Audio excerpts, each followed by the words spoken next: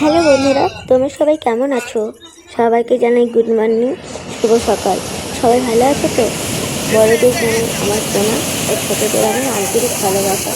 আজকে ব্লগটা আমি দীঘা সূর্যোদয় ব্লগ করেছি, তো তোমরাও দেখো কেমন লাগে, আমাকে অবশ্যই কিন্তু জানাবে। তোমাদের ভালোবাসায় আজকে আমি এসে পৌঁছেছি।